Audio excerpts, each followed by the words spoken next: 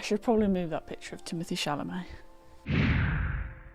In this video, we're talking about The Batman, which lots of people are very, very excited for to come out this year. So let's get into the review. So The Batman was directed by Matt Reeves. Many people may know this director because he directed Cloverfield. You remember that horror film, that sort of found footage film? And he also recently did the Planet of the Apes trilogy, which many people received really, really well. So I think everyone was excited to see what he could do with this character. So the Batman is very different to any sort of cinematic experience we've had of this character. He's much more of a crime, mystery sort of solving superhero that is different to what we've seen in films, you know, of the Val Kilmer days, the George Clooney days, and even the Christian Bale film. Therefore, it definitely makes it very different compared to them, but it's definitely something in its own right. So let's get into some positives as to why I like this film. What I like most about this film is where the Batman is at as a character. He's been this sort of vigilante for 2 years, and we're sort of following on this journey as he's finding his feet. We have a young sort of Alfred as well, very different to how we've seen before. I like this sort of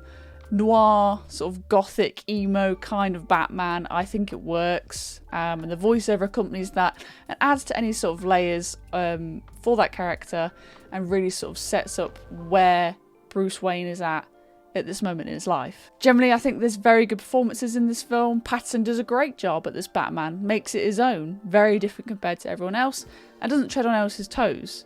Zoe Kravitz is great as Catwoman. I thought she gave a very good performance with what she was given. And I'd also like to highlight that Colin Farrell is absolutely amazing in this. Unrecognisable. I think he does a stellar job in this film and just is a chameleon completely in every scene. The cinematography in this film is very, very good. I like the way in which they mount the cameras to the motorbikes or onto the Batman, and I like the use of natural sort of ambient lights as well as sort of practical lights within a scene, especially the scene where we've seen on the trailer, so it's not a spoiler, but where he's sort of shooting people and he's just being lit by the bullets. I thought the score was excellent by Michael Giacchino. The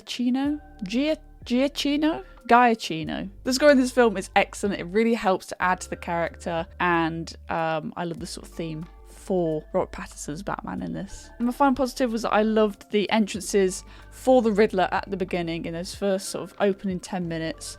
I thought that was a really good entrance to this character. So I think the Batman also has a great entrance in that first act too. You could imagine lots of people cheering and shouting. I mean, not here in the UK cinemas because we're nice and very quiet and no talking, shush, shush, shush. But I could imagine in other cinemas there was a massive hype there, or even on the first day, they both had some stellar entrances. The film was by no means perfect, so let's talk about some of the negatives of the Batman. Coming close to a runtime of 3 hours, I did think it was a little too long, but maybe that's because I think it dropped in the pacing about 3/4 into the film. Just before we go into that third act, I think it sort of really slowed down, and I was starting to lose attention. I mean, I saw this like in the evening. I was checking my watch at this point, so I think it could have shaved off about 20 minutes, if I'm being honest. As I said previously, I think Zoe Kravitz did a great job with Catwoman, with what she was given on the page. I think she did really well in sort of conveying this character that we've seen before in sort of pop culture. I'd love to have seen her character do something different, something we've not seen before. She was still ultimately Batman's girlfriend and was used as bait and was used as a prop and was sort of sexualized in the same way that we've seen again and again. So I'd like to have seen something done differently with Catwoman, and if they do make a sequel, which I think they will, I would like them to have Catwoman return, but just to do something more with her. Though I loved this sort of noir emo Batman, I do think the voiceover at times became quite comical. It just felt a little bit like a video game or a 1930s film. It was a bit too much sometimes, and sort of drew me out a little bit. In small moderations, it worked, but a little bit too much. So I bet you're thinking, Sarah, how does that compare to other Batman films? Where would you rate it?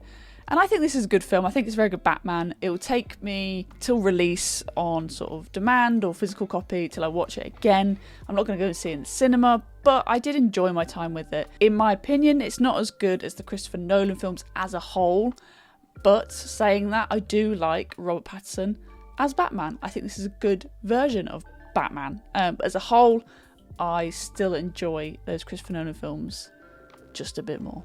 So I'm giving The Batman 3.5 stars out of 5. So there you have it. There's my review of The Batman. Let me know your thoughts down below in the comments of what you thought of the film if you've seen it. If you've not seen it yet, come back to the video and let me know what you thought of it after you've seen it. Don't forget to check me out on my social medias, which are down below in the bio. Twitter, Instagram, lots of other things you can find me about. I'm much more active on there than I am on YouTube. So make sure to follow me if you don't already. And I'll see you guys in the next Popcorn Chat.